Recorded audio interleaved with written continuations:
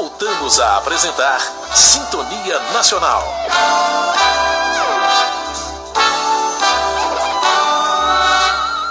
Agora 8h36 aqui no Rio. Entrevista. Olha, aumentar muito o som da música, da TV ou do rádio, ter dificuldade de entender o que é dito ou demorar para aprender algo, podem ser sintomas de que estamos com nossa capacidade de ouvir prejudicada. Por esse motivo, aqui no Brasil, é destacado o dia 10 de novembro como o dia de prevenção e combate à surdez. A gente está na linha com a doutora Cíntia Fadini, que é fonoaudióloga clínica e especialista em processamento auditivo, em avaliação e tratamento, com experiência na área da audição e da aprendizagem. Boa noite, doutora Cíntia. Boa noite a todos. É um prazer falar com vocês sobre os cuidados da audição e terminando o dia que é o dia de combate à surdez. É um prazer. Prazer todo nosso estar conversando com a senhora. Tem muita gente com problema de audição no Brasil, doutora? Nós temos sim uma incidência bem alta e essa incidência ela vem aumentando a cada ano e principalmente a perda auditiva precoce. Então, antes nós tínhamos idosos na faixa de 70, 80 com perdas auditivas e agora a gente já começa a ter adulto, com 40, 50 anos, já iniciando uma perda auditiva. Isso é uma coisa precoce, é considerado precoce, uma pessoa com 40 anos ter dificuldade de audição. Exatamente, a perda auditiva que seria com o tempo, né, que a gente fala presbiacusia.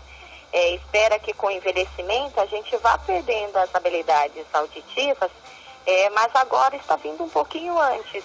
Isso é em decorrência do excesso de ruído. A exposição ao ruído está fazendo com que as pessoas manifestem precocemente uma perda auditiva. Agora, existe predisposição genética também, doutora, do tipo, os pais têm problema de audição, os filhos podem ter mais jovens? Sim, é bastante recorrente.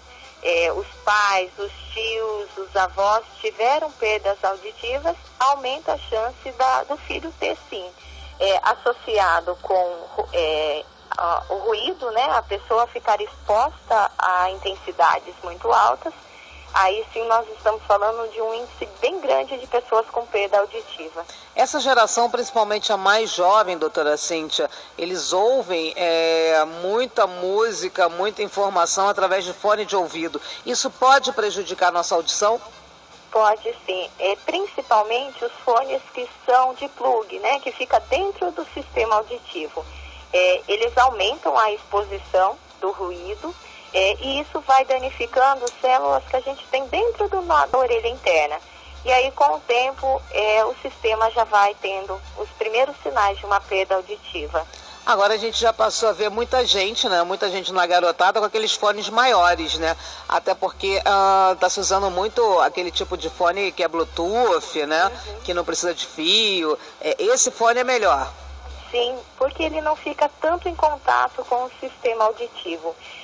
Mais importante também do que o fone é controlar o tempo em que esses jovens eles estão expostos à música. Eu falo que pode sim ouvir música tranquilamente, mas oferecer um intervalo para que o sistema consiga descansar.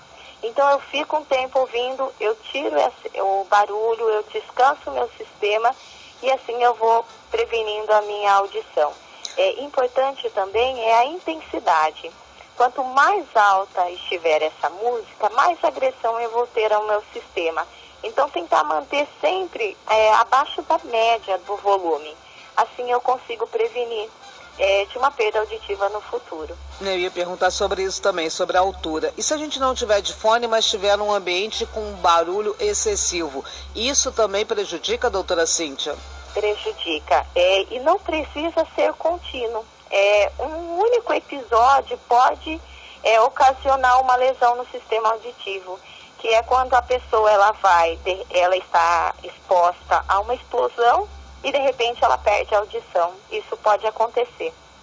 E quando que a gente percebe que a gente está com problemas sérios de audição?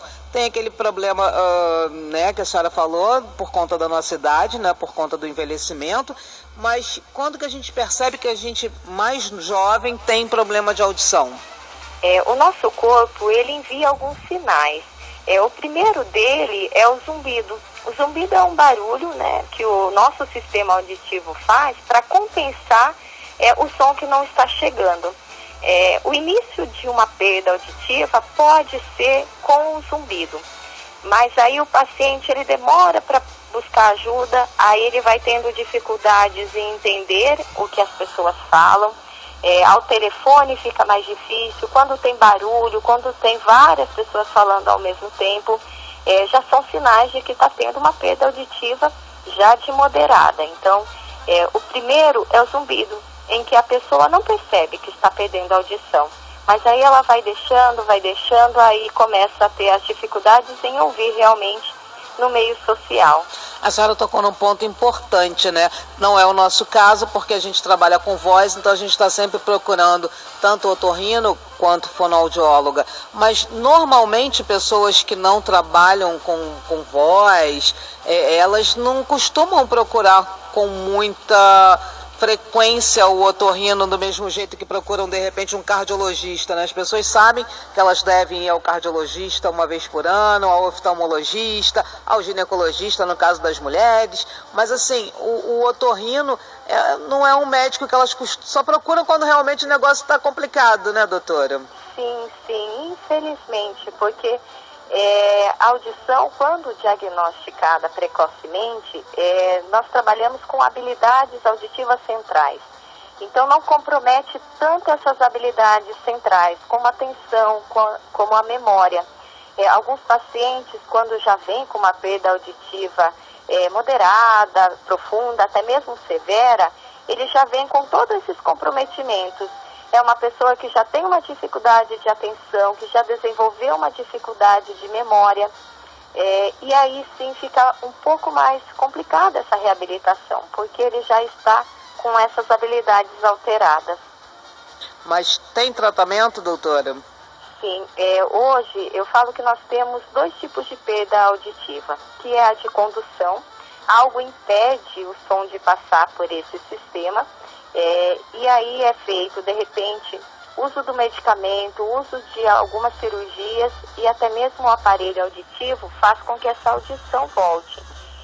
E nós temos também a perda neurosensorial, em que células do sistema auditivo elas foram danificadas pela exposição. E aí o uso do aparelho auditivo corrige essa perda auditiva. Então hoje nós temos tecnologia que favorece a volta dessa audição, mas sempre quando nós temos diagnóstico precoce, a reabilitação é mais rápida. O paciente ele já consegue, coloca o aparelho, ele já consegue se adaptar ao meio. E quem faz esse diagnóstico é o médico ou a fonoaudióloga? É o médico, o otorrinolaringologista, fazendo toda a avaliação clínica. E a seleção e adaptar auditivo é a fonoaudióloga. Uhum. Tem muita gente que usa o aparelho auditivo, mas não passa por fonoaudióloga, né, doutora Cíntia? Isso acontece, né?